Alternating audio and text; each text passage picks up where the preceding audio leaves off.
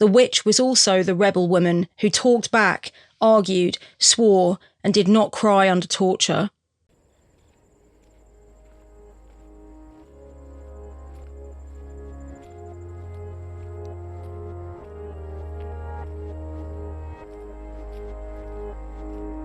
Hello witches, and welcome back to Activist Twitch, where we discuss witchcraft and activism.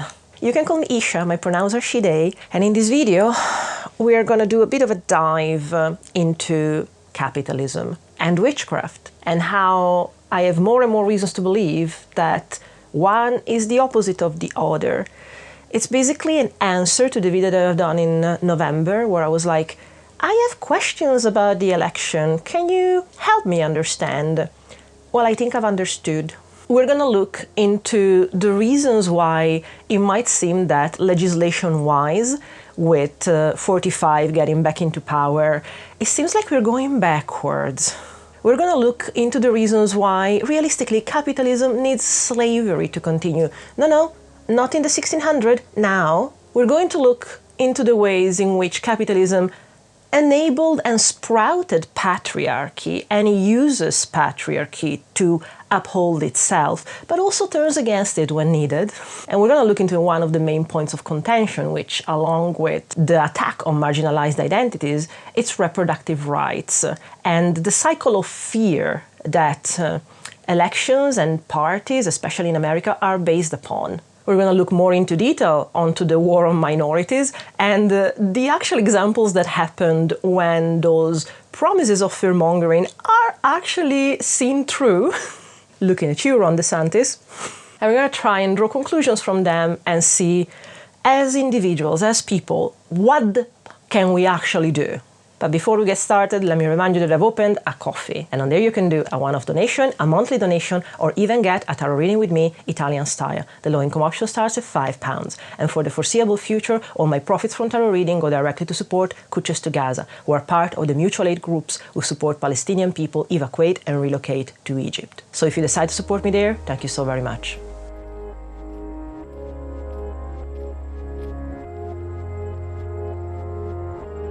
It's a Sunday, and I was woken up this Sunday by a message by my very dear friend Silvia, showing me the first page of an Italian newspaper talking about how now that Trump has been elected, and I think he's going to be sworn in on the 18th of January, Meta is already going back onto their diversity, equity, and inclusion programs. And unfortunately, I had to be the one telling her, oh, yeah, I'm not surprised, that was part of Project 2025. And I found myself in the unfortunate position of having to explain to someone what Project 2025 was. You might have heard about Project 2025. It's the handmaiden-esque conservative plan to reshape the federal government under the next presidential administration. It was created by the conservative think tank, the Heritage Foundation, and has deep connections to the Trump administration. But of course, it's so sweeping and draconian that even Donald Trump has had to try to attempt to distance himself from it.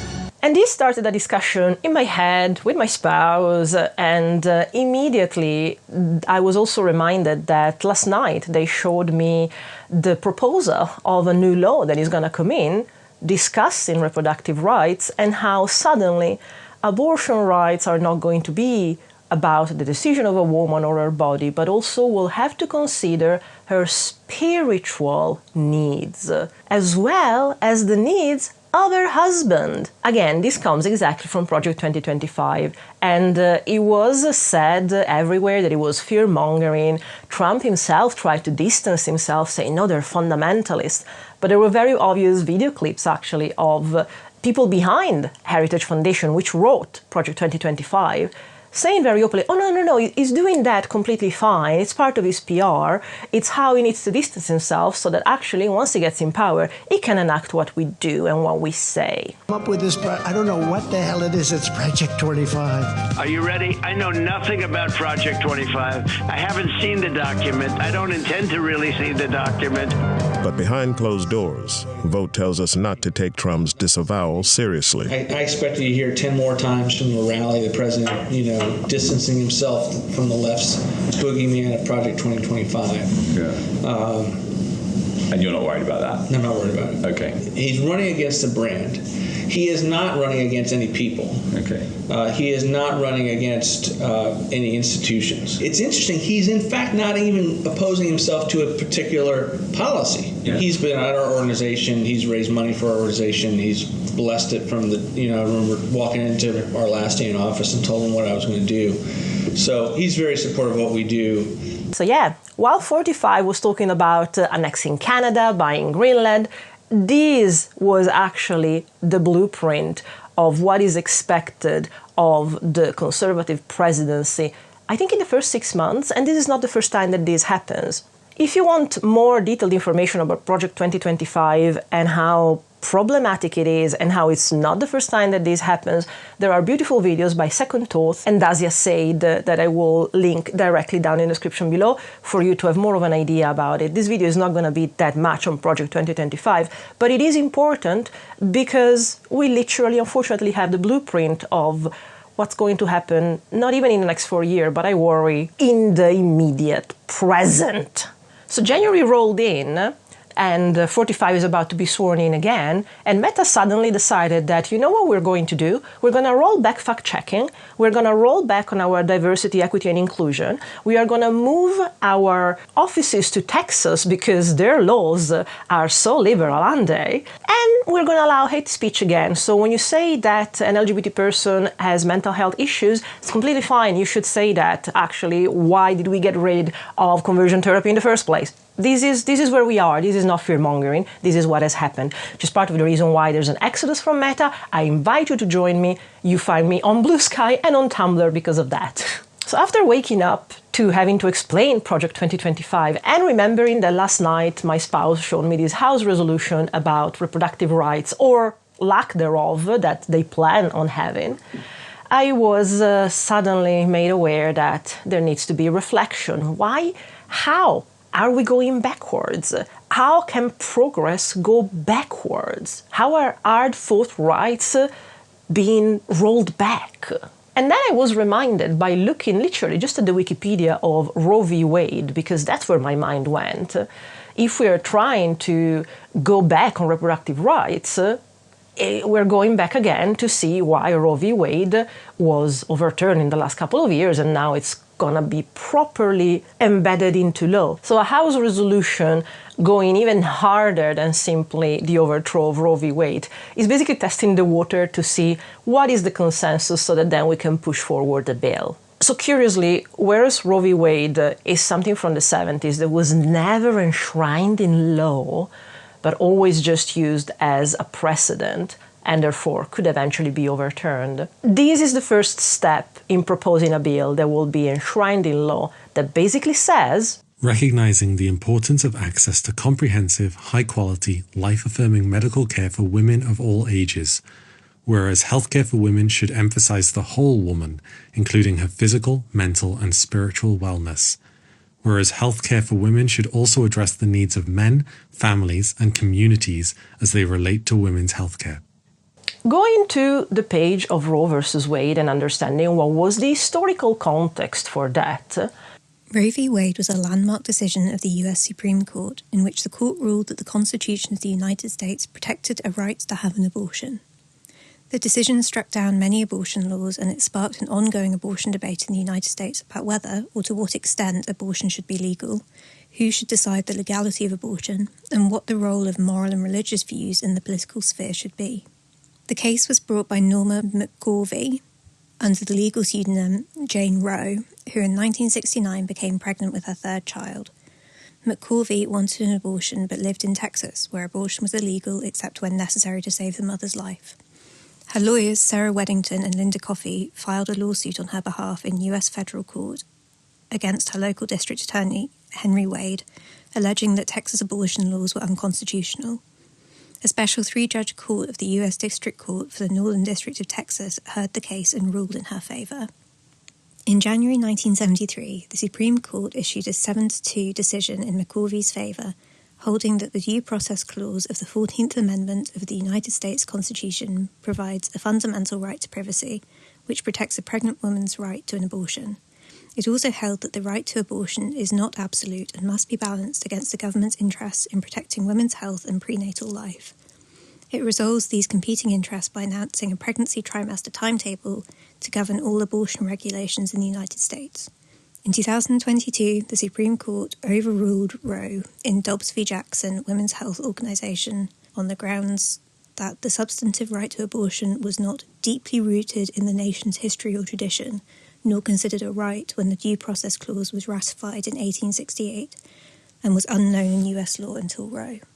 Something caught my eye and started to make me draw parallels and connections. And the point was that at the time, the main thing that was happening, so late 60s, early 70s, was still that, guess what? Because access to abortion wasn't straightforward at all, a lot of women were still dying for badly performed abortion. There's a throwaway line in the Wikipedia of Roe v. Wade that after the 1840s, there was an upsurge in abortions.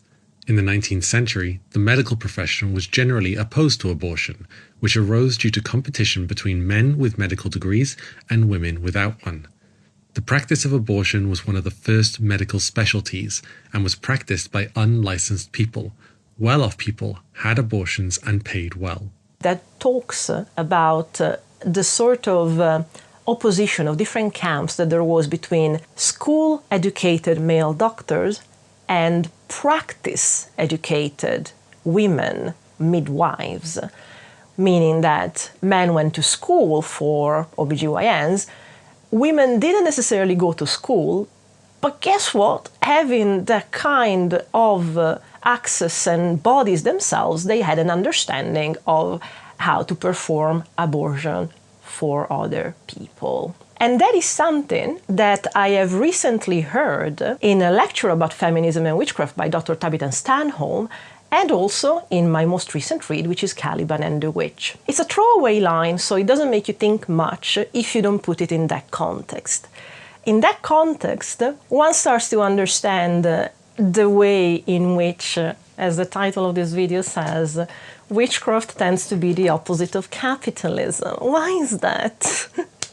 Since the Middle Ages, one of the professions that were more apt for women that, as you might guess from the word profession, weren't necessarily just relegated to the life of family, was indeed midwifery. By the 14th century, women were also becoming school teachers as well as doctors and surgeons, and were beginning to compete with university-trained men, gaining at times a high reputation. 16 female doctors, among them several Jewish women specialized in surgery or eye therapy, were hired in the 14th century by the municipality of Frankfurt, which, like other city administrations, offered its population a system of public health care. Female doctors, as well as midwives or sage femmes, were dominant in obstetrics, either in the pay of city governments or supporting themselves with the compensation they received from their patients. After the cesarean cut was introduced in the 13th century, female obstetrics were the only ones who practiced it. It wasn't common, but women could even study midwifery. Until arguably the Black Death and the decimation of population in Europe, abortion and ways to take care of a pregnancy for a woman were quite common knowledge, the kind of herbs that you would need, the kind of ways in which you would do things. And it was knowledge passed between the women communities. Things changed drastically. As soon as women's control over reproduction seemed to pose a threat to economic and social stability, as it did in the aftermath of the demographic catastrophe produced by the Black Death, the apocalyptic plague that between 1347 and 1352 destroyed more than 1/3 of the European population. Corresponding to this process, which marked the transition from the persecution of heresy to witch hunting, the figure of the heretic increasingly became that of a woman, so that, by the beginning of the 15th century, the main target of persecution against heretics became the witch. It started to be regulated against, likely because the way in which the Black Death, the plague, affected population numbers in Europe started to affect the number of workers that were available. At the time, we were also at a crucial moment in time from the evolution from feudalism to capitalism. And the passage is a simple slavery, really. We'll get into how wage work was considered slavery, actually, in a moment. But suffice to say, for the topic at hand of women in medical positions, their specialty was indeed midwifery, and therefore anything that had to do with female reproductive health. And that, again, was a knowledge passed through generation between communities of women. There is, however, an interesting opposition that starts to come with the Enlightenment of educated, studied, gone to university men that become doctors, opposed, therefore, to these women that are based entirely on their experience being midwives. In France and England, starting from the end of the 16th century, few women were allowed to practice obstetrics, an activity that, until that time, had been their inviolable mystery. Then, by the beginning of the 17th century, the first male midwives began to appear, and within a century, obstetrics has come almost entirely under state control. According to Alice Clark, the continuous process by which women were supplanted by men in the profession is one example of the way in which they are excluded from all branches of professional work through being denied the opportunity of obtaining an adequate professional training.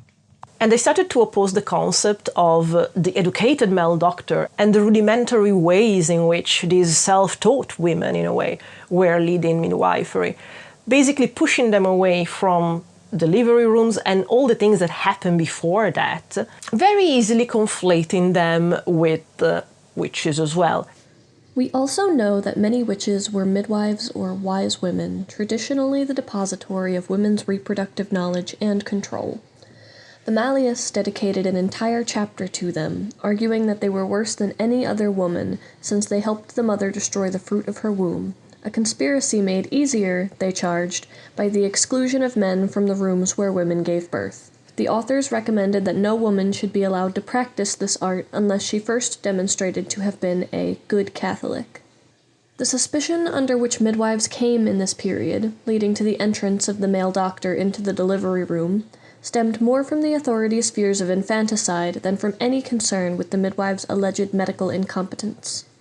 With the marginalization of the midwife, the process began by which women lost the control they had exercised over procreation and were reduced to a passive role in child delivery, while male doctors came to be seen as the true givers of life.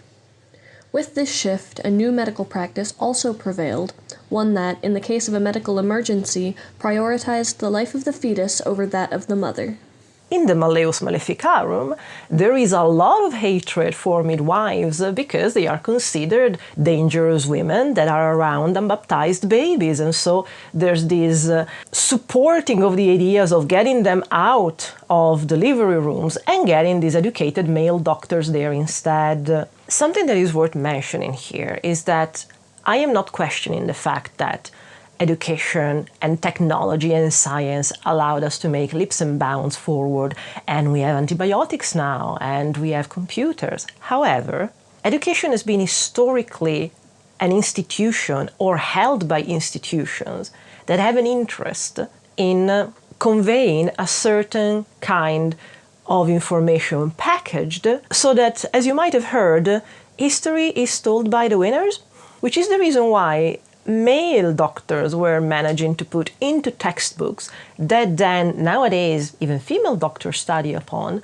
concepts like hysteria, the wandering womb, the idea that, you know what, black women actually are more tough-skinned, so they should receive less anesthetic. You know what, also, I don't think that a cervix biopsy is going to hurt that much. And I'm just going to tell you that you're going to feel a pinch, despite the fact that I'm literally taking a piece of tissue from inside your body. True story, I've been told that by 2 female medical practitioners that genuinely were surprised that I was crying, screaming, and bleeding.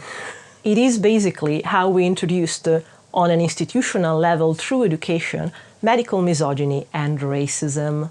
Even placing being transgender amongst the mental issues rather than endocrinological issues is a way to take away agency from the people that we have decided have just something that doesn't work quite right or as right as in the mind of, you guessed it, male doctors. Blanchard, I'm looking at you. You would think that this might explain the internalized misogyny in a lot of women that do uphold all these values.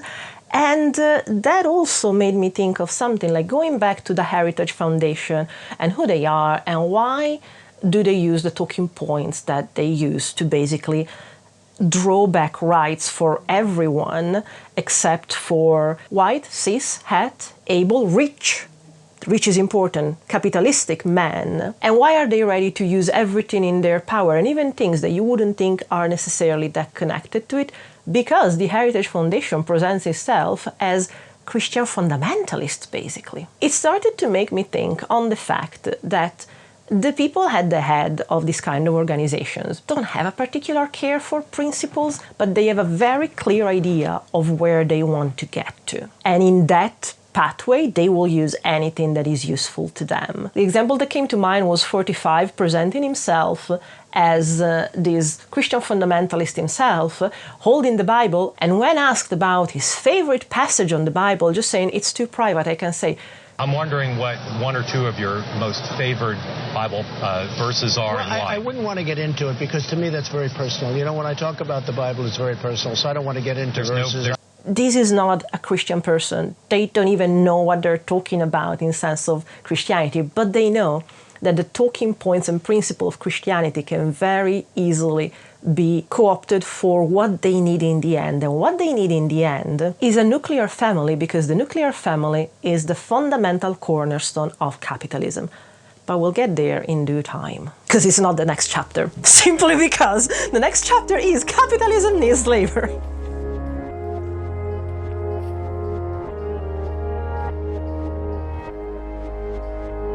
Before getting into how capitalism enables patriarchy for the nuclear family to exist, we need to go on another fundamental cornerstone of capitalism, which is slavery. Primitive accumulation consisted in an immense accumulation of labor power. That labor, in the form of stolen goods, and living labor, in the form of human beings made available for exploitation, realized on a scale never before matched in the course of history. Significantly, the tendency of the capitalist class during the first 3 centuries of its existence was to impose slavery and other forms of coerced labor as the dominant work relation, a tendency limited only by the workers' resistance and the danger of the exhaustion of the workforce. It is now established that the plantation system fueled the Industrial Revolution, as argued by Eric Williams, who noted that hardly a brick in Liverpool and Bristol was not cemented with African blood.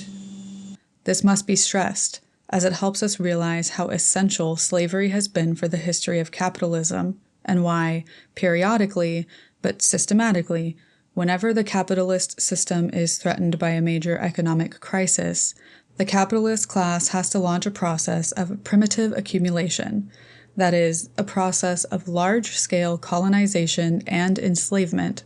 With its immense concentration of workers and its captive labor force uprooted from its homeland, unable to rely on local support, the plantation prefigured not only the factory, but also the later use of immigration and globalization to cut the cost of labor while keeping enslaved and waged workers geographically and socially divided.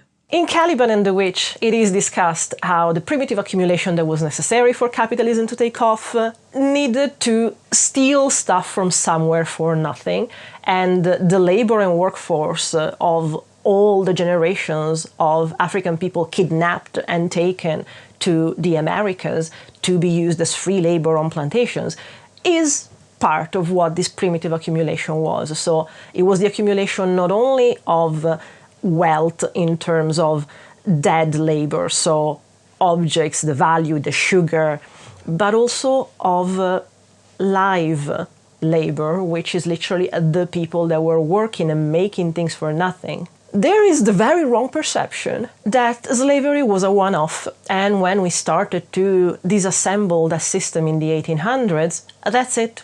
Now, capitalism goes and keeps on because it's the natural way of things that we would naturally go towards. It's really not. And here I'm going to show you historical facts as to why. Capitalism needs slavery currently. That is the reason why, as we looked into Capitalism and Cottagecore, the complete irony of the current situation is that the system was designed for Shane to do this. Corporations have been destroying the competition of small business by outsourcing manufacturing to countries with cheap labor, allowing them to undercut prices and maximize profits, replacing opportunities for skilled laborers to make a real living with low-paid, unskilled service or warehouse jobs. All Shane is doing is cutting out the middleman. Instead of selling their goods to big brands for them to mark up the price and make more profits, they're selling them directly to the customers and making the profits themselves. This is what companies are supposed to do under capitalism. We started off with neoliberalism in the 60s and 70s because suddenly paying fair wages to people was taking capital and wealth away from the 1%. Second Thought, in their video about the Heritage Foundation, literally goes into historical points of this. The entire reason for the Heritage Foundation to exist as a think tank was that the millionaires, the 1%, were kind of bothered that with this thing about fair wages, they were getting less profits, which is very ridiculous because to me is the idea of, oh, I have this mountain of money, but I need the mountain to be bigger. It's just such a different way of thinking of life and existence that I genuinely cannot grasp. The hoarding. But the point was the number wasn't going up fast enough, and therefore the billionaires, well, the millionaires at the time, needed a think tank that was not as impartial as the think tanks that were around already, but needed to specifically work towards the interest of capital. Isn't it peculiar that a think tank that declares itself mainly about principle of Christianity is so dedicated to capital? Oh, absolutely not. Because as we mentioned about slavery, there always will need to be people that are used and abused and taken advantage of. This didn't end in the 1800s. To take advantage of humans that way, you need a process of, you guessed it, dehumanization. And the way you do that is with a us versus them mentality, and dehumanizing them is very convenient when you have an entire book called the Bible that you can extrapolate from without much necessary context to it, to just decide all these people really are less valuable than us. So the things that we're going to do to them are not going to be as bad as if we do them to real humans. Don't forget that African people brought to the Americas were considered chattel. The way that we are dehumanizing LGBTQ people nowadays, equating the existence of being a queer person to pornography, is trying to do exactly the same thing. Alabama Republicans filed legislation that would prohibit drag performances in public places where children are present. The measure would serve as an amendment to the state's Anti-Obscenity Enforcement Act, which prohibits the distribution of obscene material to minors. And when you take rights and protections away from people, you are basically pushing them into a corner where they will have less and less choices about the things that they will need to do in order to still survive in capitalism. Keep people threatened that way, and they will keep their head down, doing the little that they can to survive. If they are busy then working for their wage and keeping their head down and not showing off too much their lifestyle, you don't have to worry about revolution, or so they think. Also, let's not forget, Amendment 13, which is the amendment that banned slavery in America, made an exception for prisoners. And what is the largest demographic of prisoners in the US? Research indicates that there is extensive racial and ethnic discrimination by police and the judicial system.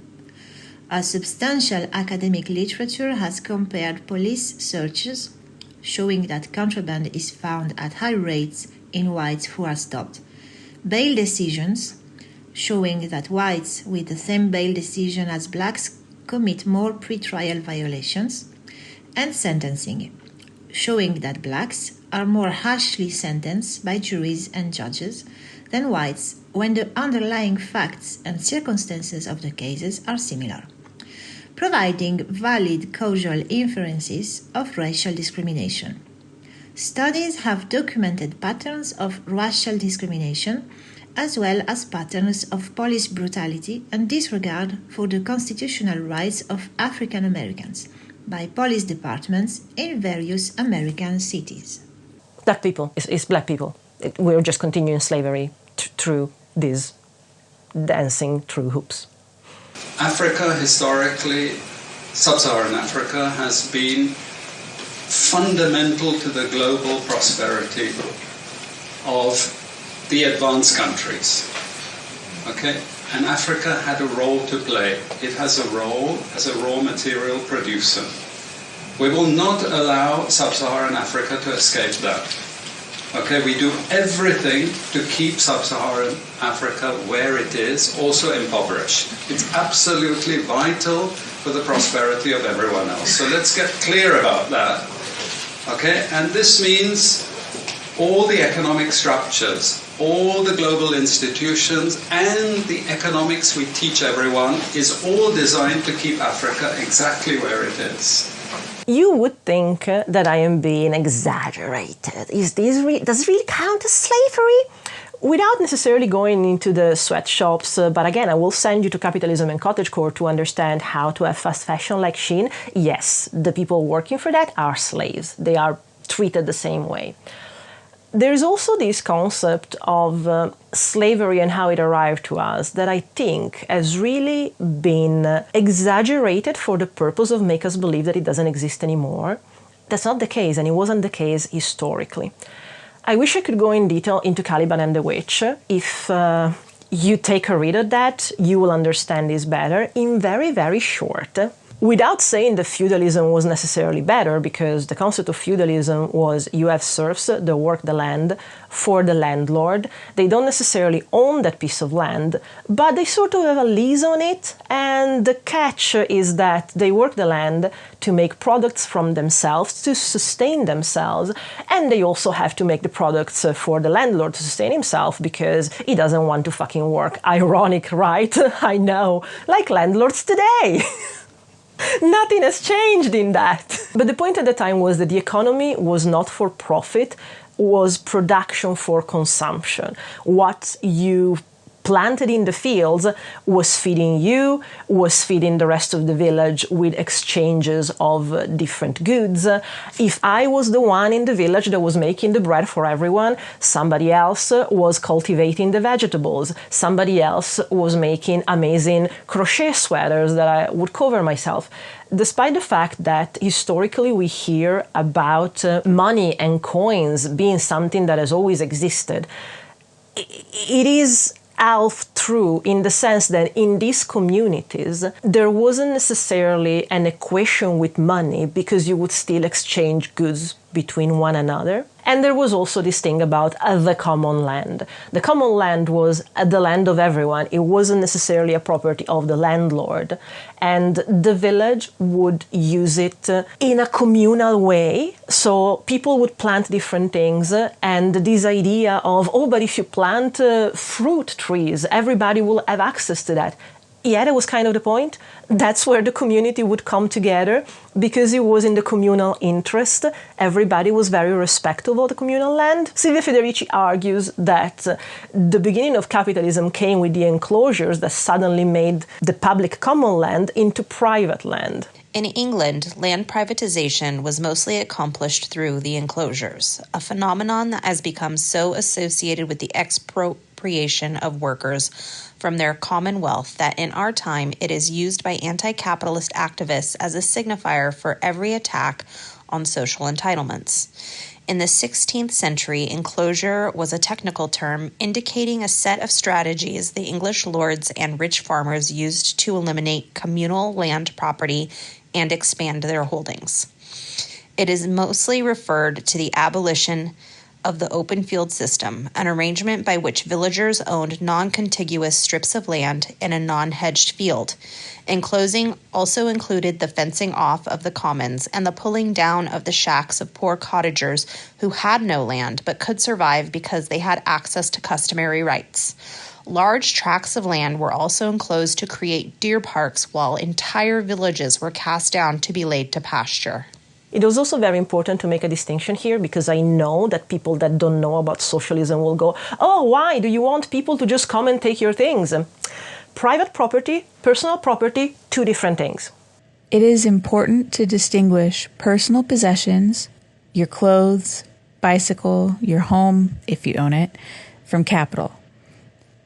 Capital is a particular form of private property, including factories, mines, transport, and energy utilities, shops, offices, and increasingly, financial capital that enables its owners to make profit from the work of others and to accumulate yet more capital and power.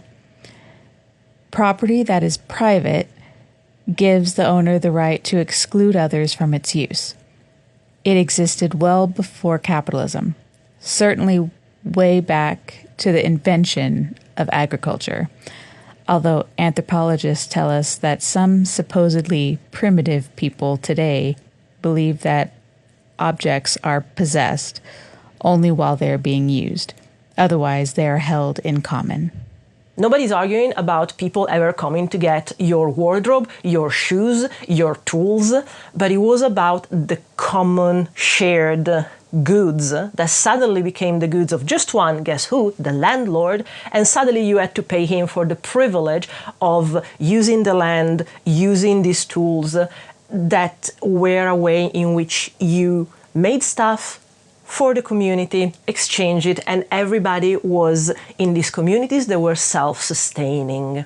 Not that I am arguing for feudalism, but the common life was a loss that we have never recovered from. In modern terms, this still means that the 0.4% in the UK own, get ready for it, 47% of the land.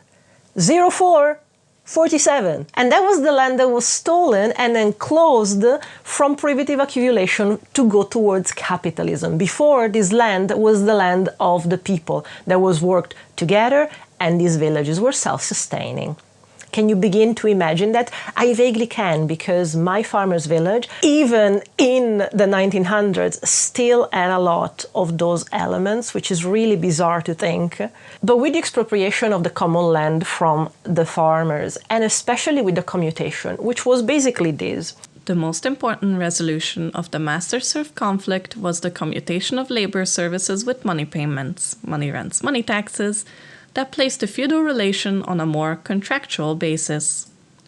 To the well-to-do peasants, who possessing large tracts of land could earn enough money to buy their blood and employ other laborers, commutation must have appeared as a great step on the road to economic and personal independence, for the lords lessened their control over their tenants when they no longer depended directly on their work.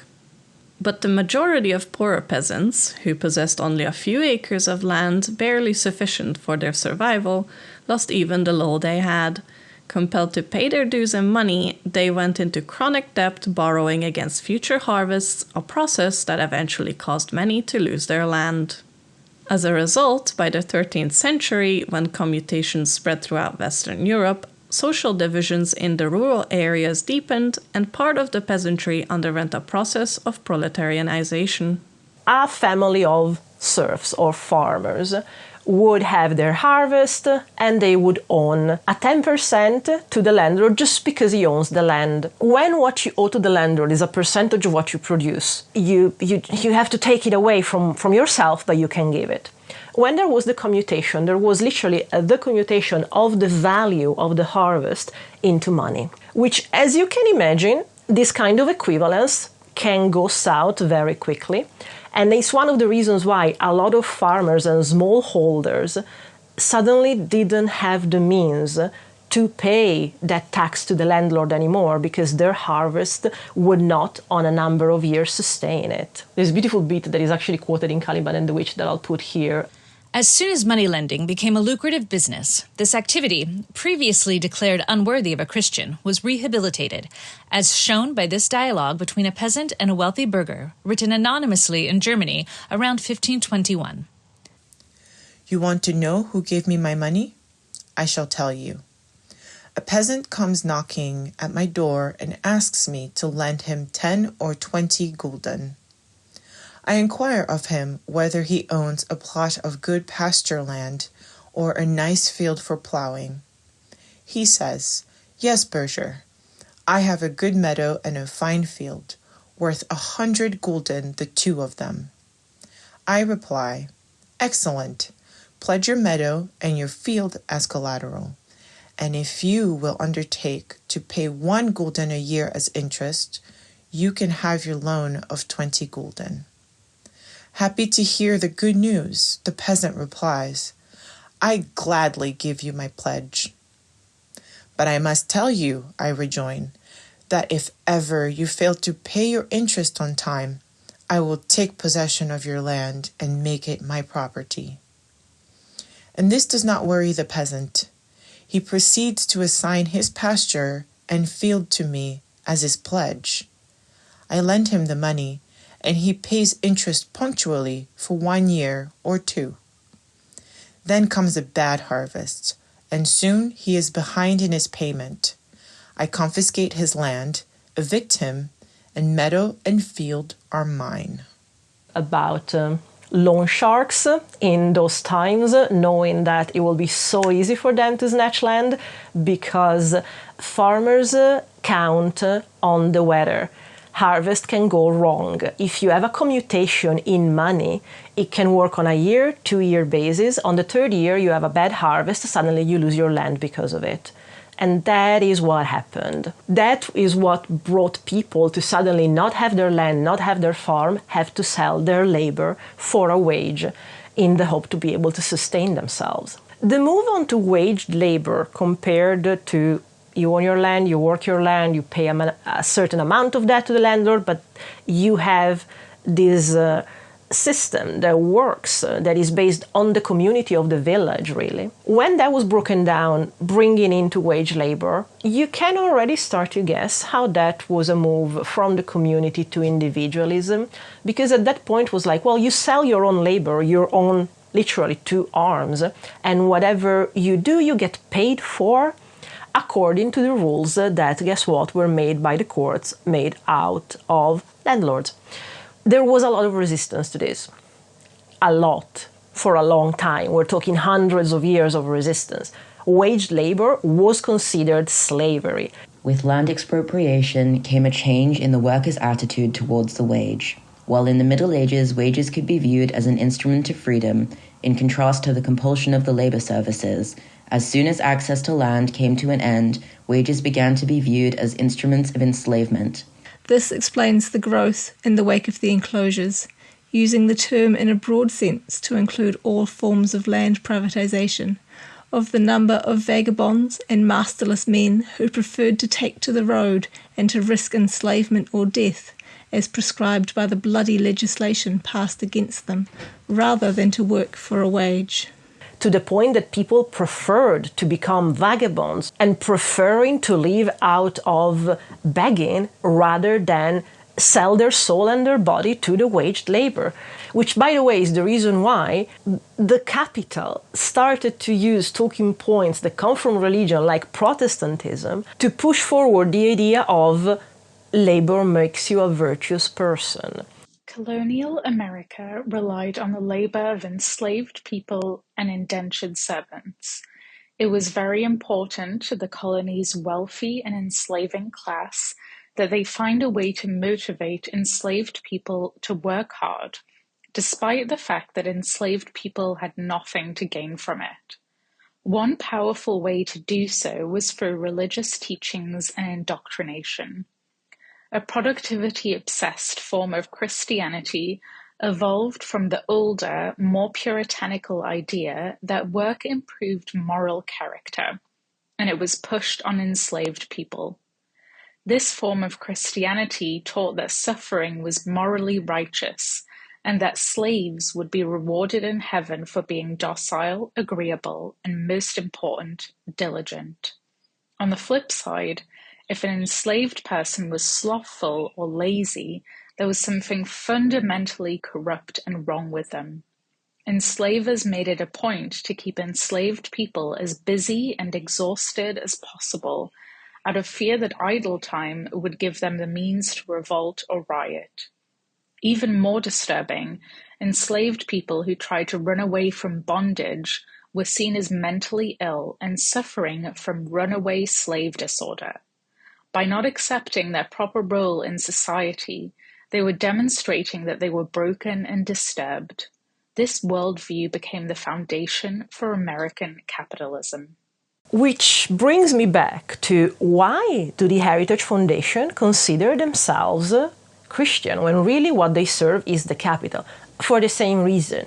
They see that the principles of Christianity can uphold systems that at the end of the day support what they want from the world. And what they want from the world is to exploit the working class, to pay lower and lower wages, to make everything for profit, and to have you say thank to them because you have a job where you get overworked and enslaved. The resistance to capitalism was amazing done. There's also a point that a lot of movements that were against this move towards the wage and capitalism were actually suppressed with the help of the Catholic Church in the form of the Inquisition, because the Church used the charge of heresy to attack every form of social and political insubordination. In 1377, when the cloth workers in Wipes, Flanders, took arms against their employers, they were not only hanged as rebels, but were burned by the Inquisition as heretics. Heresy was as much a critique of social hierarchies and economic exploitation as it was a denunciation of clerical corruption. The rejection of all forms of authority and a strong anti-commercial sentiment were common elements among the sects. Many heretics shared the ideal of apostolic poverty. Some heretic sects experimented with communism, like the early Taborites in Bohemia, for whom the establishment of equality and communal ownership were as important as religious reform. If you decided, especially at the time when the Catholic Church had become severely corrupted and started to sell indulgences, you wanted to go into heaven, you would pay enough money to the church and you would buy your place there. Yeah, when it became that commercialized, people started to see, I don't think that this is what it's in the gospel and in the scriptures. If you dared saying that, hey, welcome to the club, you are an heretic. All the heretic movements that have been suppressed actually were pretty religious and believed in God and believed in Jesus. They just decided that the way that the church as an institution had evolved was very much after wealth and therefore capitalism. And they were just like, I don't think that this is what is in the scriptures. How dare you, heretic? That's what happened. By the way, because of the incredible religious tolerance of the Cathars that were very friendly to Jewish people at a time where in Europe they weren't even allowed, like in the UK, the encounter of these two cultures is what brought us the mysticism of the Kabbalah today. You're welcome. The most influential among the heretical sects, the Cathars, also stand out as unique in the history of European social movements because of their abhorrence for war, including the Crusades, their condemnation of capital punishment, which provoked the Church's first explicit pronouncement in support of the death penalty, and their tolerance for other religions. Southern France, their stronghold, was a safe haven for Jews when anti-Semitism in Europe was mounting. A fusion of Cathar and Jewish thought produced the Kabbalah, the tradition of Jewish mysticism. True story. They were all at some point extirpated through the Inquisition, starved, killed, but it's beautiful to discover that this resistance lasted for a very, very long time. Waged labor was slavery, and it was recognized like that everywhere. Things started to change with Henry VIII because suddenly an heretic movement became established. What do we use of that? Oh, Puritanism seems interesting because of all the principles of hard work, and don't worry if you don't have a return in this life. There's the next, and that's how we started to use religion as an excuse to justify the abuse of capitalism. Keep your head down. In pursuit of social discipline, an attack was launched against all forms of collective sociality and sexuality, including sports, games, dances, ale wakes, festivals, and other group rituals that had been a source of bonding and solidarity among workers. It was sanctioned by a deluge of bills. A campaign against popular culture where what was at stake was the desocialization or decollectivization of the reproduction of the workforce, as well as the attempt to impose a more productive use of leisure time. This process, in England, reached its climax with the coming to power of the Puritans in the aftermath of the Civil War, 1642-49, when the fear of social indiscipline prompted the banning of all proletarian gatherings and merrymaking. Follow the instructions of those that are higher than you and therefore better because they're closer to God, and be grateful for what you're given, and then you'll get your reward in the next life or wherever. I don't have to worry about it in the life that I have to accumulate wealth in. That's the important thing. As you can imagine, because especially over the 200 years of resistance, people didn't give in to capitalism that easily. And don't worry, there was a lot of attempts of actually legislated things to try and sweeten the pill. There was an amazing evolution historically about first governments decided, you know what? Men are angry because we are using and abusing them. You know what we will do? We will make prostitution legal in government-run brothels so that the men can take their anger out on prostitutes. Efforts were made by the political authorities to co-opt the youngest and most rebellious male workers by means of a vicious sexual politics that gave them access to free sex and turned class antagonism into an antagonism against proletarian women. In France, the municipal authorities practically decriminalized provided the victims were women of the lower class. On average, half of the town male youth at some point engaged in these assaults, which was described as a form of class protest, a means for proletarian men who were forced to postpone marriage for many years because of their economic conditions to get back their own and take revenge against the rich. But the results were destructive for all workers, as a state-backed raping of poor women undermined the class solidarity that had been achieved in the anti-feudal struggle. State-managed was seen as a useful remedy for the turbulence of proletarian youth. And was officially recognized as a public service. Even the church came to see as a legitimate activity. The state-managed brothel was believed to provide an antidote to the orgiastic practices of the heretic sects, and to be a remedy for sodomy as well as a means to protect family life. And we will make rape legal as well. So, you know what? They will get all their anger out onto women. Great start in it. That peculiarly evolves into, not only this is all immoral within 200 years, this is all immoral, and also we have to take it against women if their virtue is corrupted. The thing that changed this mindset tends to be considered the Black Death, because when you lose a third of the population of Europe, you lose a third of the population of workers. When women that are prostitutes and have communities because of that have a great understanding of their bodies and how to make it work, because if you work into a mandated by the government brothel, you also have to be careful, not necessarily be pregnant every 9 months. There was all this understanding and knowledge that was passed between women that would basically put one barrier to capitalism, which was the reproduction of the labor force. As you have guessed this far, capitalism doesn't like things that they can't control.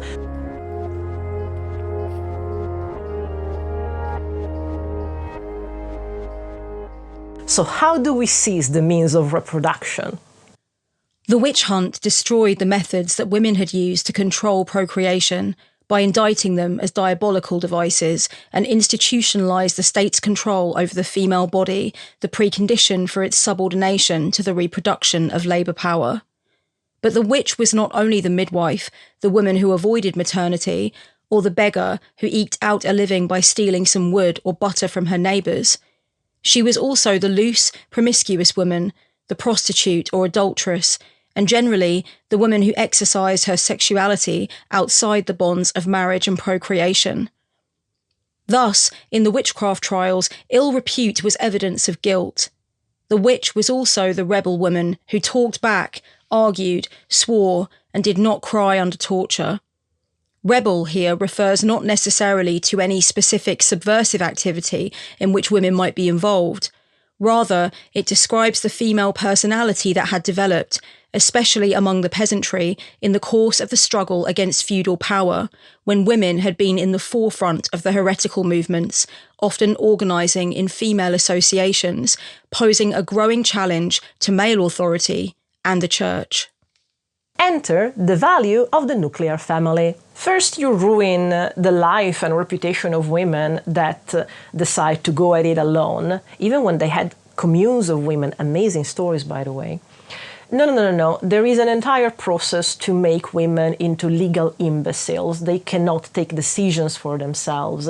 It is supported by the church, which writes incredible stuff about the way in which women are animal and absolutely not to be taken seriously, and the only way in which they can exist is under the supervision of a male figure, the husband, the father, a brother, anyone.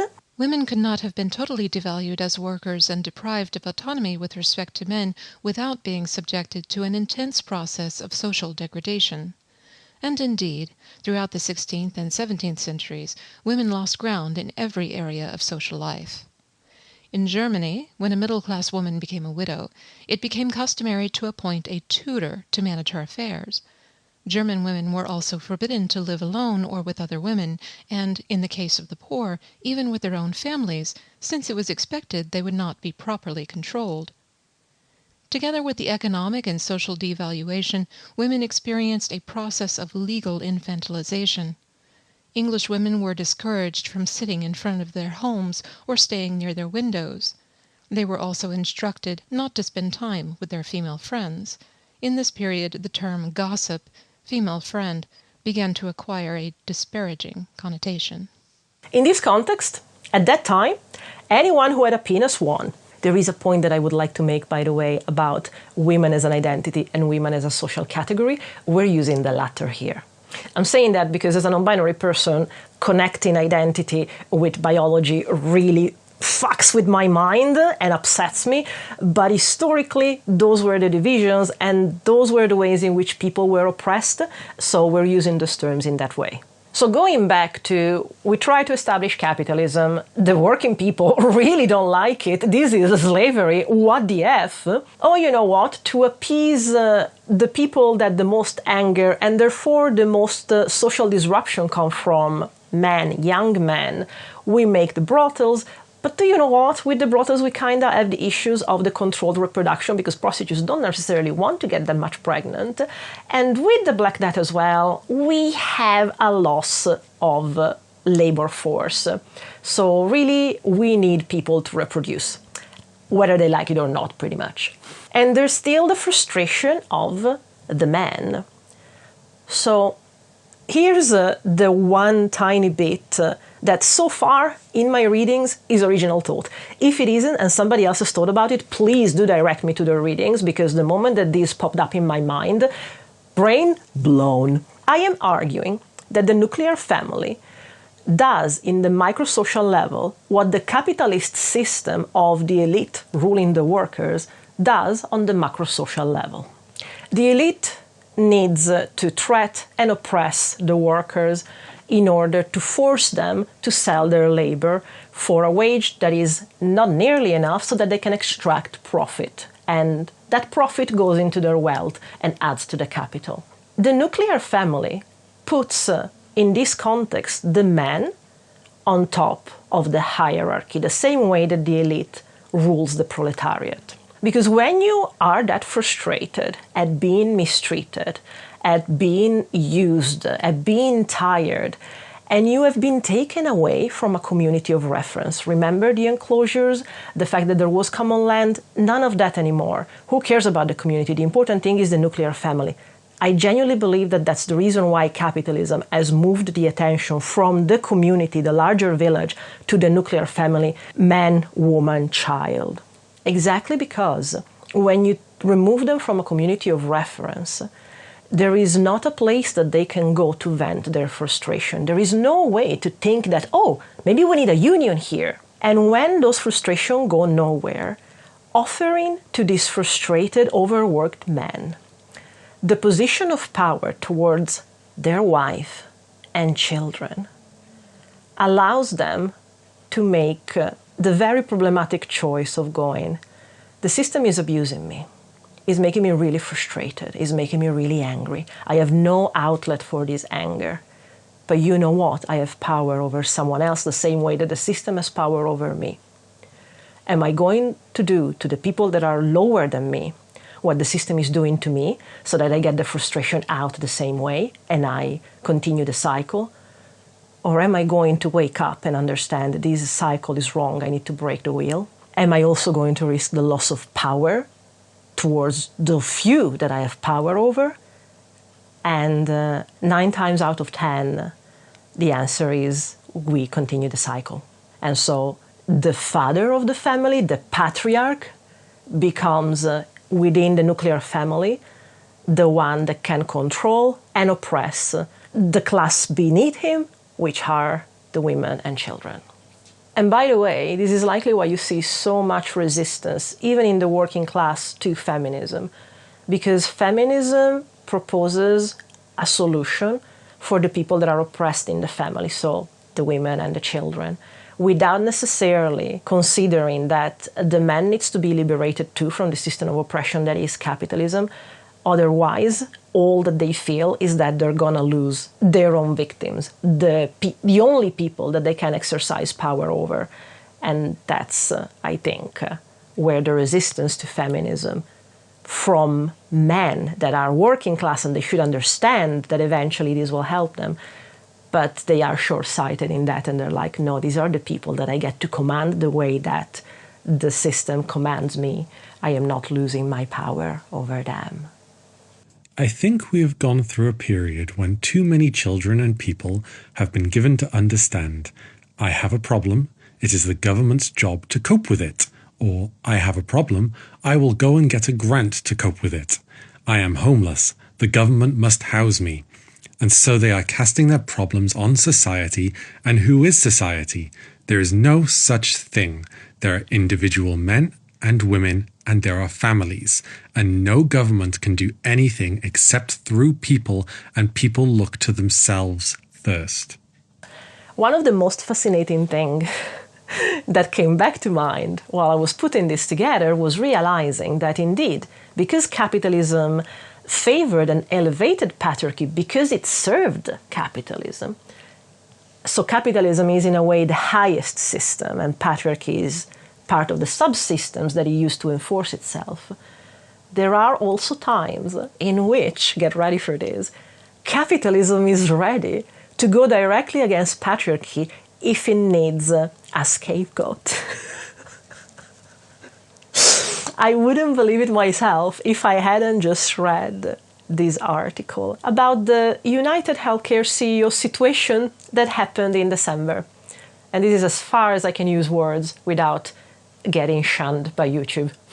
Mr. Mangione's appearance, which he showed off in shirtless social media posts, is now clearly part of the appeal, said cultural critic Blakely Thornton.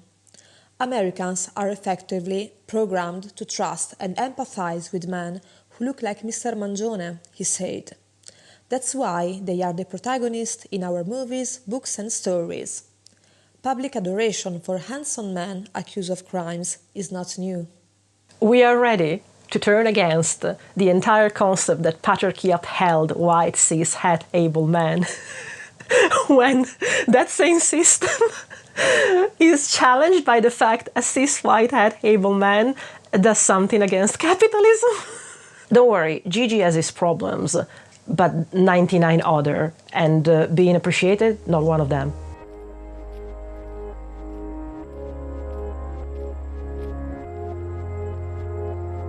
Now, let's give a moment of more attention to the reproductive rights and why they became such a subject of contention. Because one could argue, hey, Isha, we're no longer in Black Death times.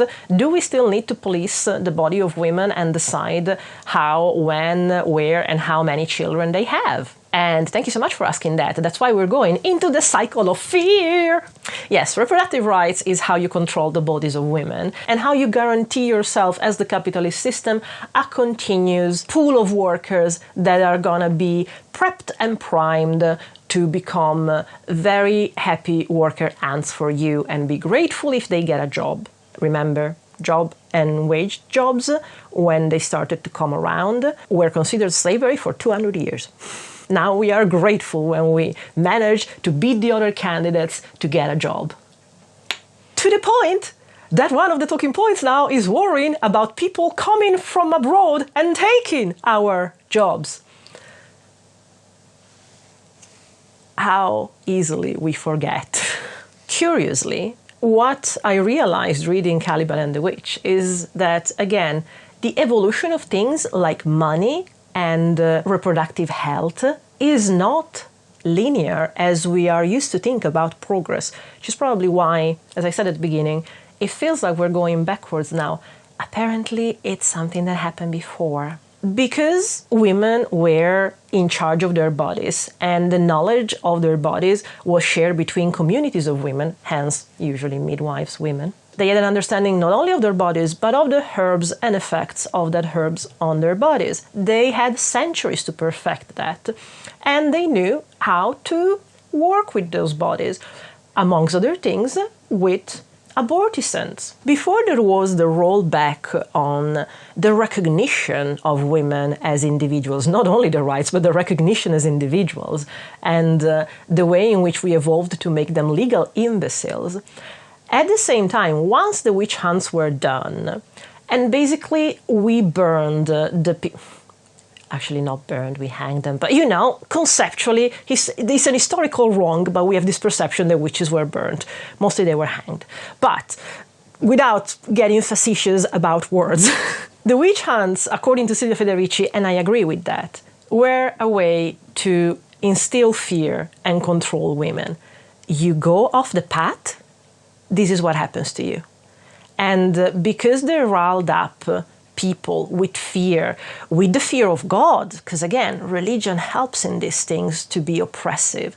When things happen and you can find a scapegoat, it's very easy to create a witch hunt, which interestingly is something that Dr. Tabitha Stanholm mentioned in her lecture about feminism and witchcraft, mentioning that it's worth being aware of this because in times where you have, pandemics, economic recessions, the life of people gets worse and worse. People start looking for scapegoats to give the fault to, and it's very, very easy to create witch hunts from that. Sounds familiar? So considering the witch hunts as the ultimate way that capitalism had to instill fear in women and in the population, making the population ready to turn in these women because they were witches, in the perception of what was told them, giving them a scapegoat and making the community turn against them. That kind of communal education about fearing witches not only tried to teach a lesson to women, but taught a lesson to the entire population. You stray, this is what happens to you. The witch hunt was the first persecution in Europe that made use of a multimedia propaganda to generate a mass psychosis among the population.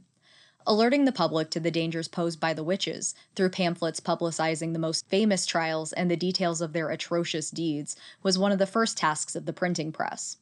Witch hunting in Europe was an attack on women's resistance to the spread of capitalist relations and the power that women had gained by virtue of their sexuality, their control over reproduction, and their ability to heal. Witch hunting was also instrumental to the construction of a new patriarchal order where women's bodies, their labor, their sexual and reproductive powers were placed under the control of the state and transformed into economic resources. This means that the witch hunters were less interested in the punishment of any specific transgressions than in the elimination of generalized forms of female behavior, which they no longer tolerated and had to be made abominable in the eyes of the population.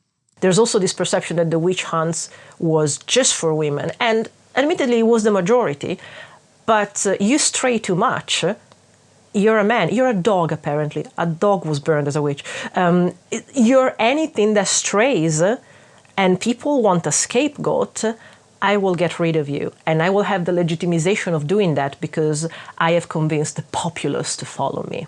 When we get to the end of the witch hunts in the late 1700s, suddenly, interestingly, other than having a revival of the occult and magic in the 1800s, because it was the way that we had to oppose Enlightenment and the Industrial Revolution, that's another video though. That's why we have the Romantics and Art Nouveau though. And Spiritism, what also starts to get very heavily legislated, and it wasn't before, especially in America. Abortion.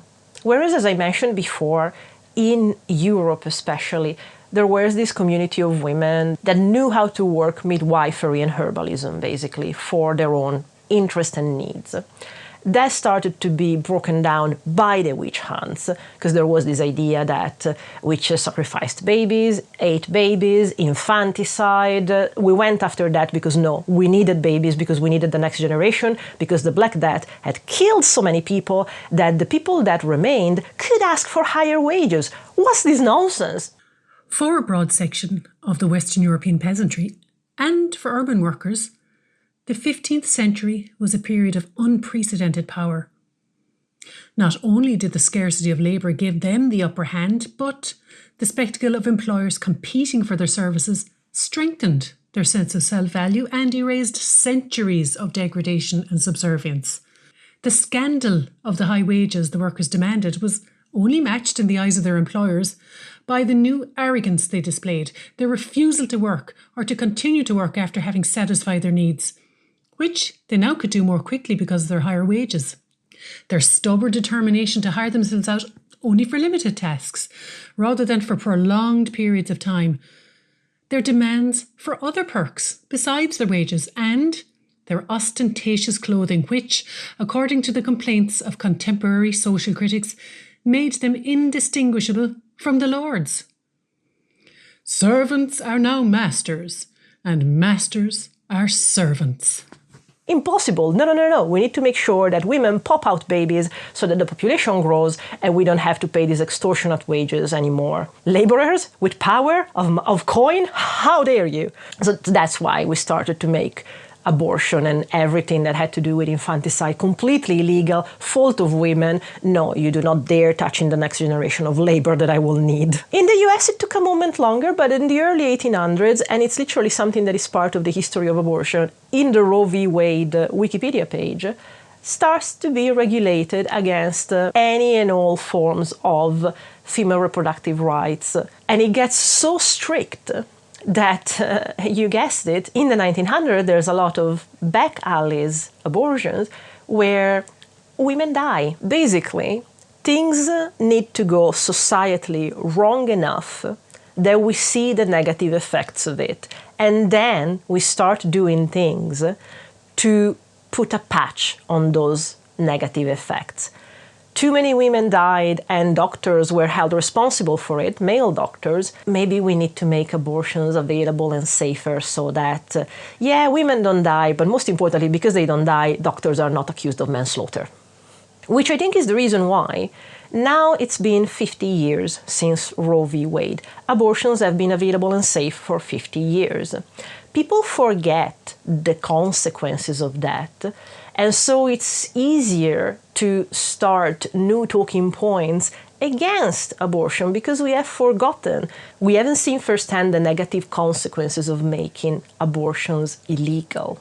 And ironically, this silent pact of inaction of let's not do things because if there are negative consequences, they come back to us, is the silent agreement between the right and the left in pretty much every modern country. You know the upset that everybody has, me included, about the Democrats had 50 fucking years to put Roe v. Wade into legislation. Why didn't they do that? And the answer is because at every election cycle, they needed the threat, the fear to present to their voters saying, see, you need to vote for us because if you vote for the other side, they will take this away from you. Basically, you can have a platform and run on a platform that makes promises of very hard things like abortion, immigration, mass deportation. All the LGBTQ people are basically groomers, recognized in law by that. But those are promises that are based in hate or fear. And realistically, hate comes from fear. So that's why this is the cycle of fear, really. All these promises exist because you have fomented this fear and promised a solution to go with it. And that solution comes with a scapegoat. But the important thing is that if you get in power, you do not actually enact that promise. Why? Which is basically the reason why we think that all politicians are the same. They make promises they don't keep. Yeah, there's a reason for that. If you get into office and maintain your promise, then you've done what people wanted. You have nothing else to dangle in front of their faces to be elected the next time. Or worse, you enact what they said they want, what they voted you in for, but there are negative consequences to that they didn't see coming, and they will take it against you for it. And as a result of that, you lose the argument and you lose power. A very interesting example of that works for the UK and the US is the scapegoat of immigrants. Oh, immigration, they come and steal our jobs, they take our welfare, they bring criminality, they are lazy. All the bad possible things is because people were born on the wrong side of an imaginary line that we call a border. That's all you need to know. And you are lucky because your birth lottery made you be born on the right side of the right border. It's a line that does not exist, but it's fine. You just have to believe that, because basically I'm also telling you, you're one of the good ones. So you will take whoever I tell you that it's one of the bad ones, because it's not you. And let's not forget that capitalism needs slavery, as we mentioned before. So when here in the UK we had the battle for Brexit and thought that, the people from especially East Europe come here, lower the prices, how dare them, let's close our borders, and terrible things. We do that, and suddenly, as if they didn't see it coming, all the people that were coming from Europe filling jobs of every kind, from picking up vegetables to be doctors, because let's be completely fair, doctors that are educated in mainland Europe are better educated than the ones formed in the UK. And one wonders why we have an NHS crisis now. But yeah, that's the thing. All those immigrants were here doing jobs either better than the UK was prepared to do, or for less than the UK was prepared to do. Take away the immigrants, and that's why we have been in an economic slump since the pandemic. The pandemic now has been over, but not our economic slump. I wonder why. Another interesting point about immigration that nobody makes a talking point for is that because Western countries have lowering birth rates, you do need the immigrants to make up for that loss. Because you know what? We are supposedly evolved enough that, fingers crossed, our reproductive rights here in the UK are okay-ish, in a direction at least. So we are not forced to have babies yet, basically, like in the US. And that means that the birth rates are going down, which will mean less workers for the next generations. Those workers still need to come from somewhere, especially with an aging population that will need carers, that will need doctors. And that is what immigration does. The most amazing thing is that the attempt to actually crack down on immigration, because they thought that the right wing really wanted that, is something that has been tried out in Florida by Ron DeSantis. And how did that turn out? The scapegoatism of illegal immigrants in Florida and let's do mass deportation was one of those weird things in which the right went off script. There's this silent agreement of, yes, we make promises, but really on the heavy things, we don't take action because of the reasons that we saw before. A, I still need you to vote me on the next election cycle with a promise. And B, I cannot risk the negative consequences, really. And Ron DeSantis risked the negative consequences, and we immediately saw what they were.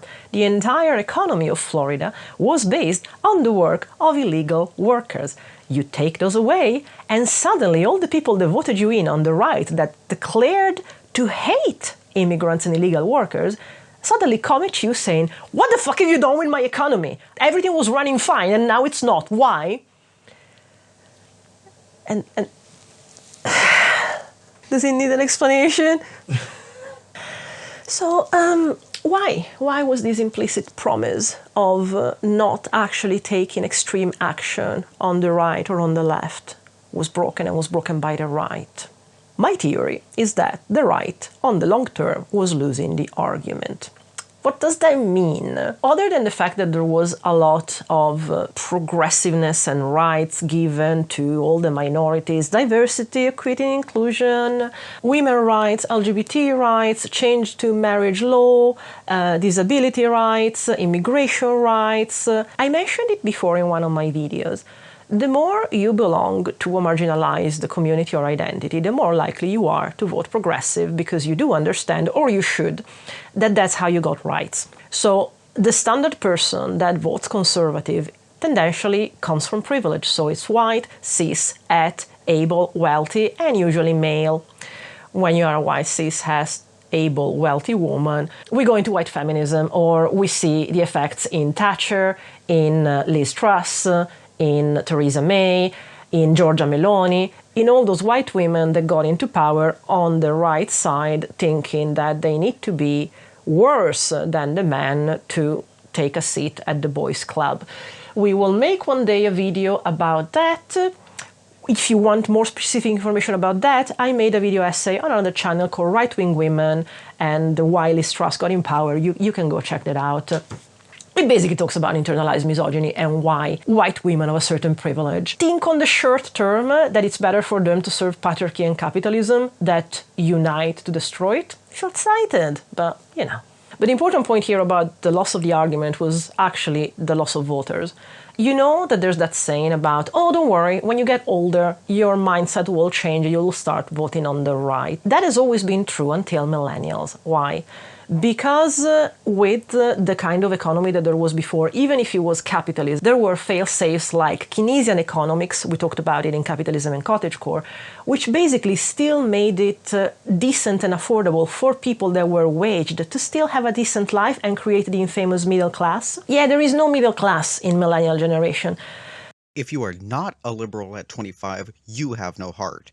If you are not a conservative at 35, you have no brain. So said Winston Churchill, or U.S. President John Adams, or perhaps King Oscar II of Sweden.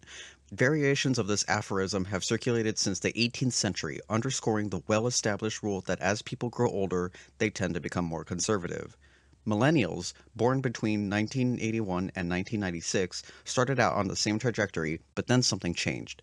The shift has striking implications for the UK's conservatives and US Republicans, who can no longer simply rely on their base being replenished as the years pass. Because neoliberalism broke every rule and just made the richer richer and took away rights and money from the people that work for a living, we got to a point where millennials who were born in the 80s and 90s do not have capital to protect anymore. Because millennials were born in the 80s and 90s, at a time where neoliberalism had taken away all the safeguarding that made it possible for people to accumulate any kind of wealth and made it into the middle class. No, we are just working class. We have no capital to protect, and we do understand that it's capitalism that did that to us. So we're getting older, but we're not starting to vote for the right. And so the right decided to take matters into their own hands, because if they don't decimate the amount of people that vote against them, which now includes older people like elder millennials, well, they're not gonna get in power anymore, which is why voter suppression is at an all-time high. Because it's hard to keep getting in power when you just look after the interest of a very small amount of people, white, cis, het, able, rich men. Let's go a bit more in detail into this war on minorities, because for what I just said, you might have got a flavor as to why, minorities kind of have a vested interest in not voting conservative. But there is a very specific point that I would like to make about LGBT rights, especially the way that we are going insane, both in the UK and the US, about trans people, despite trans people being such a minuscule amount of the population that, believe you me, they are not threatening anything or anyone. But we need to make this scaremongering huge for such a negligible amount of people. The issue is twofold, dichotomous. One, LGBT people in general and trans people specifically are the ultimate threat to the nuclear family. When you can jump on either side of the line of the spectrum of gender. What the actual F? One of the main issues that actually right-wing women had with LGBT people, which in the 80s they just had the perception was men, was actually that if gay men became too attractive to their husbands, they will lose their right that they get when they become wives and mothers. Within the frame of male domination, there is good reason for women to adhere to conservative or right-wing. Within the frame of male domination, there is good reason for women to hate homosexuality, both male and female. Homosexuality, its rise in public visibility, attempts to socially legitimize or protect it, a sense that it is attractive and on the move and winning not only acceptance but practitioners, makes women expendable. The one thing women can do and be valued for will no longer be valued, cannot be counted on to be that bedrock of women's worth. This is true both of lesbianism and male homosexuality, in that both negate women's reproductive value to men. But male homosexuality is especially terrifying because it suggests a world without women altogether, a world in which women are extinct. The perception that having children is the only edge women have on survival at the hands of men is right. It is an acute perception grounded in an accurate reading of what women are for and how women are used by men in this sexual system. Without reproduction, women as a class have nothing. In sorrow or not, bearing babies is what women can do that men need, really need. No handjob can substitute here.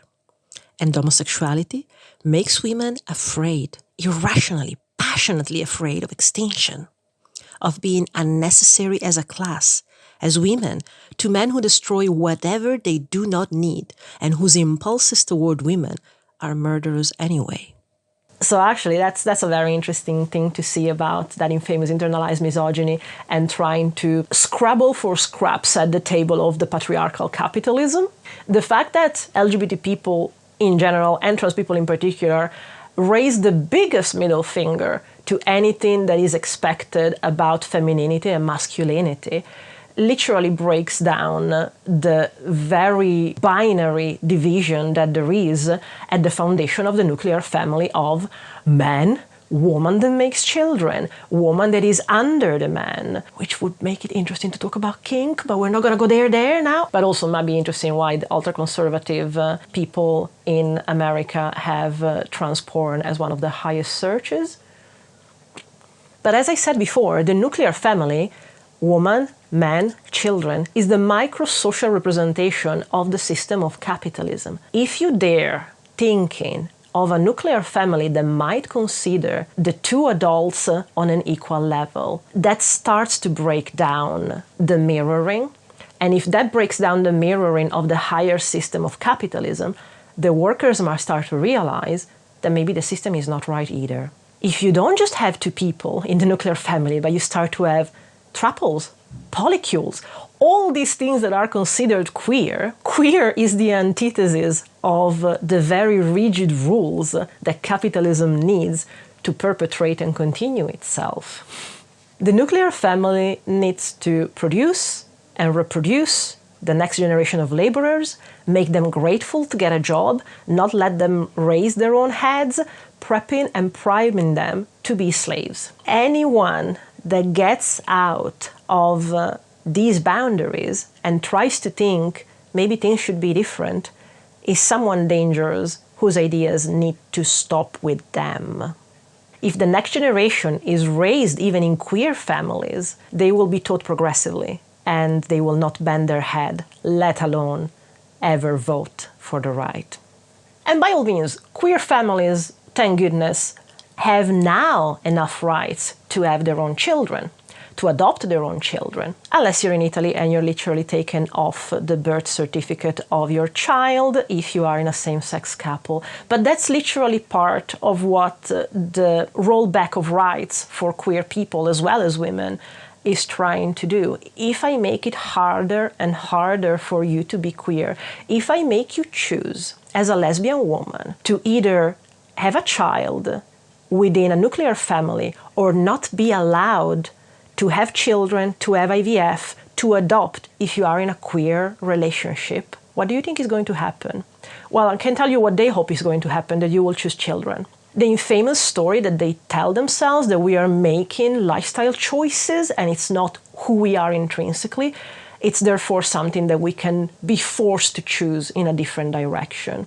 And despite the fact that I am child-free and I do not understand it, I do understand that a lot of people have a biological imperative to, I don't even understand, is it passing on the genes? Is it passing on culture? I am sure that there are good people that have children, but what I mean to say is that I am actually pretty positive that queer families and families outside of the mirroring of capitalism within the nuclear family can create an environment where children grow up to be adult in a much more aware and decent and with a solidarity mindset. But if rights are rolled back for you to even be able to have or adopt children as a queer person, all these things are trying to push us further and further towards, again, the nuclear family, where it doesn't matter if you're lesbian or gay or non-binary or queer or bi. Bi people are just selfish, they want never to choose.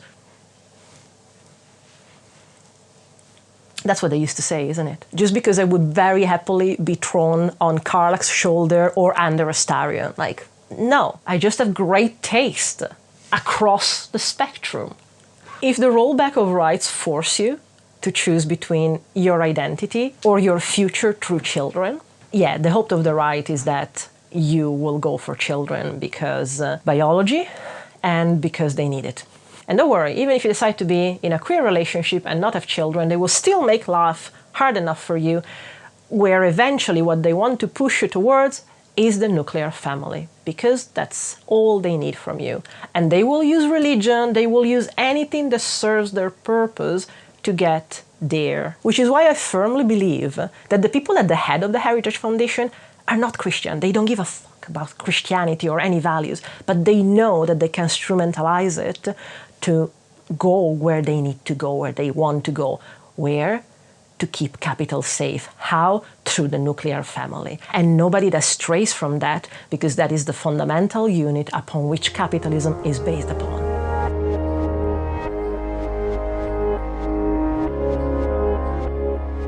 Let's talk about some conclusions here, because it's getting late and it's still Sunday. And you know, brain sparks tire you. They definitely tire me. The main thing is that in this context, I feel like I sort of answered my own question in the video about the election, about understanding how can people abstain from voting. Well, when the system is set up in this way, and in such a way where you know that no matter if the right or the left, the point is that they all make promises that they know they cannot maintain, exactly because they need to still keep the cycle of fear on your head to threaten you at the next election. How can you be involved in a wheel that needs breaking? I kind of get it. I definitely understand the emotion. The fact that there were 50 years, again, to enshrine Roe v. Wade into law, and the Democrats decide not to do it because they needed the threat to keep people voting them, it's unacceptable. This is the part in which I also remind you, being a Witchcraft channel, that Pluto is in Aquarius, so thinking of revolution, not that out of the realm of possibilities. Hey Gigi. I have particular sympathy for every person with half a brain cell that is stuck in the US, because I realized, looking into Roe v. Wade, that after the death of Ruth Bader Ginsburg, everybody voted in Supreme Court is voted there and they stay there for life. So if there is pressure that can be done on them before they are voted in, once they're there, they do whatever the fuck they want. And most of the people on the Supreme Court are now constitutional fundamentalists, which genuinely believe that the Constitution done in the 1700s should be interpreted as people in the 1700s wrote it, which I seem to understand is the reason why the Supreme Court couldn't mandate for COVID masks, because in the 1700s we didn't have an understanding about airborne sicknesses, and so people in the 1700s that wrote the Constitution would not have mandated for masks. You are hostages of a country that lives 300 years ago, or wants you to live in the world of 300 years ago, which, guess what, was governed by white, cis, het, able rich men, and there was still slavery. It's the most powerful country in the world with an 18th century mentality. It's the equivalent of being a boy, mom, toddler with a gun, told that he can do no wrong, holding everybody else hostage. I don't think it's by chance that this is the context that created a person like Elon Musk, which is now talking about liberating the UK and is allegedly collaborating with Dominic Cummings, who I do not hesitate calling pretty much a sociopath from the consequences of the things that he did to this country. And now he's being hired, allegedly, to smear Keir Starmer, who is the only, I think, effectively Western leader at the moment that is slightly on the left of center, and that is already too left for the billionaires that hold the capital as the only important thing, and Musk is the prime example of that. Not that here in the UK we have anything to be particularly glad about, because despite the fact that we voted in Labour in July of 2024, Labour has not shown so far to be any better than the Tories. The Tories, before leaving office, put into law that puberty blockers could not be accessed by trans people. They're still valid for cis children, but if you want to access it because you have gender dysphoria, you're a trans person, no, you can't. The Tories did that just before leaving office because they knew that they would have paid no consequences and they would have lost the election anyway. So they did one of those infamous actions that we were talking about that are supposed to never be done because you need the threat, you need the fear. They did it because they had nothing to lose. Labour decided to enshrine that in law.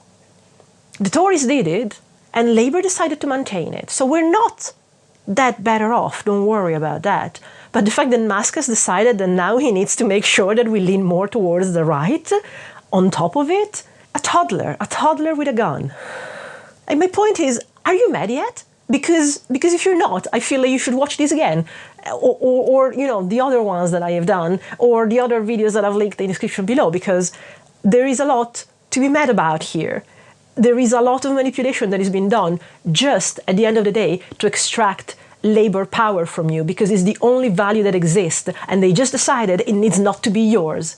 You need to not belong to yourself.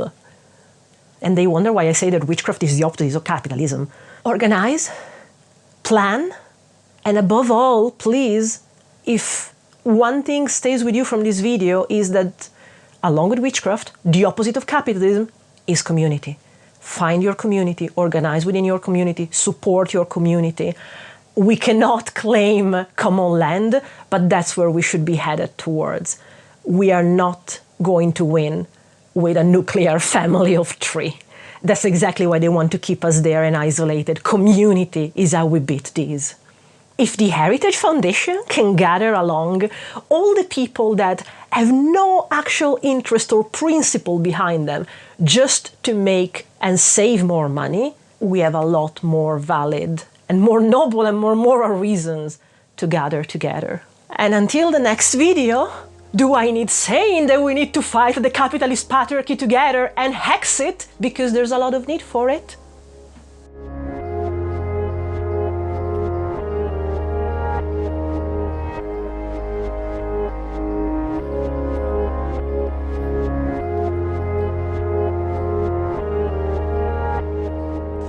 Of all the ways that one wakes up on Sunday morning. Oh God, it's fucking Sunday? It is.